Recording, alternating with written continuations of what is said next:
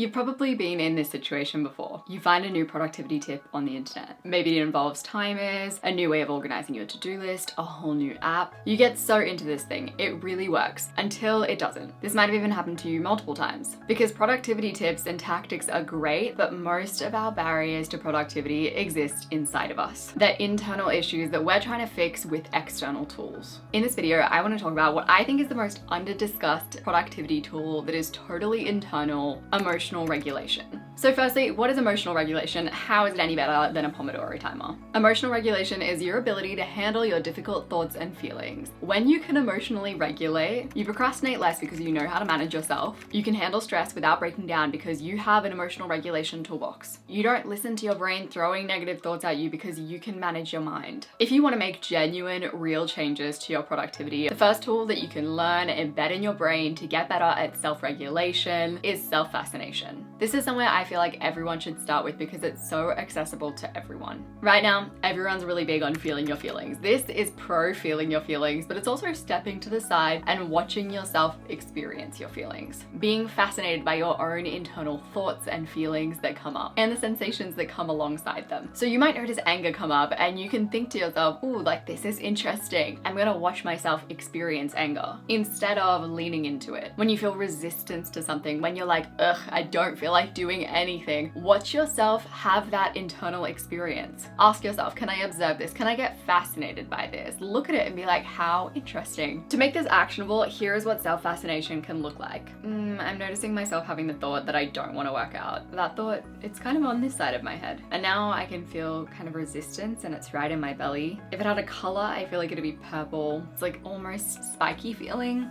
Basically, you are just following your thoughts and feelings until they dissolve. I usually like to do this alongside expanded awareness, which we'll talk about later. The second thing to practice when you're trying to get better at emotional regulation is diffusion. This is actually one of my favorite emotional regulation techniques. I saw this meme the other day all about how your brain records memories and how it records good memories in a low quality, easily erasable format. First, cringe memories that it records in the absolute highest, crispest, clearest quality ever, and they're usually image-based. Difficult memories and ruminative thoughts coming up can really mess with the flow of your days. But if you learn how to manage it using diffusion, it can make things a lot easier. So here is an emotional regulation technique that you can use next time you experience this. Firstly, notice yourself having the thought that you said something embarrassing at dinner the other night, or whatever it is. Then make that image in your mind black and white. Put the image on a TV screen. Add some grain, add some static. Give the story in your mind a name, kind of like those Wes Anderson clips that are going viral right now. Turn the whole thing into a cartoon. Instead of being in the movie in your mind and experiencing the movie in your mind, you want to be watching the movie in your mind. The third emotional regulation tool that I use a ton is expanded awareness. If you've ever tried talking to a kid with an iPad, it's honestly a time they are so fixated on their tiny little screens in front of their face,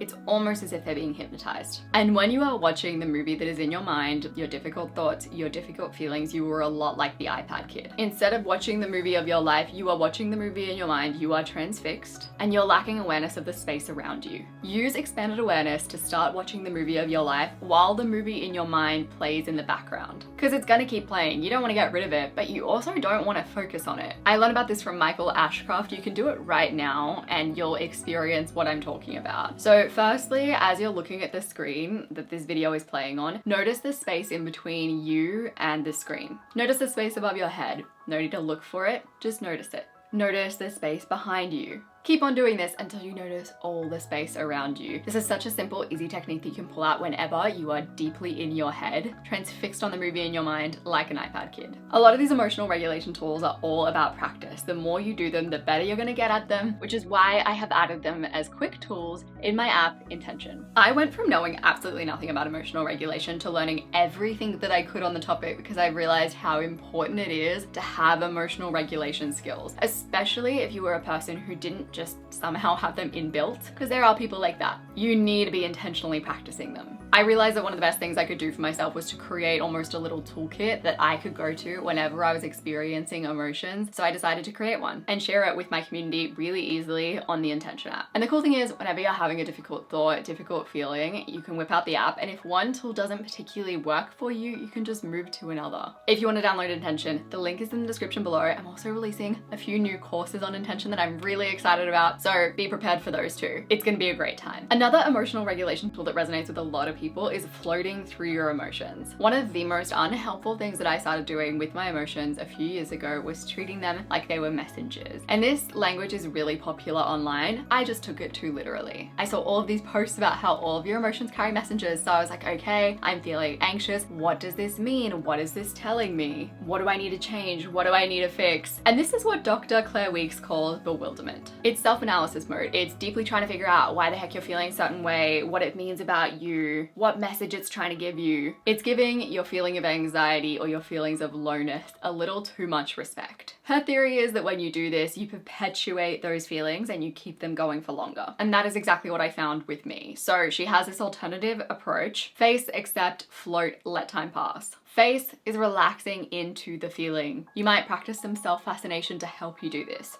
Accept this feeling is gonna be there for a while, but eventually it's gonna go away. Let it be there. Don't pay it too much respect. Float is giving up the struggle, giving up the self-analysis. Don't be overly concerned with what you're experiencing. Don't strive not to be tense. There's no battle. And let time pass. Eventually your feelings will dissipate. The next emotional regulation tool that is a go-to for me in some circumstances is CBT SelfInquiry. So these are just some of my favorite CBT questions that I use personally that really help. I'm not usually a CBT gal, but there have been a few little questions that get me every time. Firstly, what actually specifically are you worried about in clear, basic terms? This question is for the overthinkers, the ones that are having thoughts that are going so fast that they can't really articulate them. First, your brain will spit out a really general answer, like, well, everyone's gonna think I'm stupid, my life is trash, my project is gonna be a flop, but that is too vague. You wanna get hyper specific. So, my boss might not like my presentation. I'm worried I won't know what to say when someone asks me a question. I don't know what it is about this, but it's super calming every time. And then the follow-up question is, can you handle it though? If your boss doesn't like your presentation, can you handle that? Are you able to cope with that? If you do draw a blank when an interviewer asks you a question, like, are you gonna be okay? Will you be able to manage that? Most of the time the answer is yes, and it's so calming when you realize that. You can handle most things. The next emotional regulation tool, widely researched, most of you have probably heard of it, cognitive reappraisal. It's looking at whatever's in front of you from a different angle so that you have different feelings about it. And there are techniques that you can use to make this easier. For some people, this comes super naturally. Some people are just constantly reappraising things in their mind and that's how they get through life. For other people, this is harder and you actually have to work at it. And there are ways to do that. If someone doesn't text you back, you might make it mean they don't like me. You could also make it mean life is busy. And changing that meaning can completely change how you feel about something. And what is cool is that cognitive reappraisal tends to work best alongside things like self-fascination and expanded awareness. A study of only 120 people, but still, found that radical acceptance actually improved cognitive reappraisal skills. All of these things can work together to get better at reappraisal. Create a list of situations where you find you are usually emotionally dysregulated. So in the context of productivity, it could be when you're making a call, when you're dealing with a big, overwhelming project, when you have a billion emails to answer, when you're wallowing, when you're procrastinating. Then create a list of reappraisal questions. ChatGPT can help you to do this well, and I talked about that in my How to Use AI video to improve your life. Another big step in your emotional regulation journey is finding your balms of choice.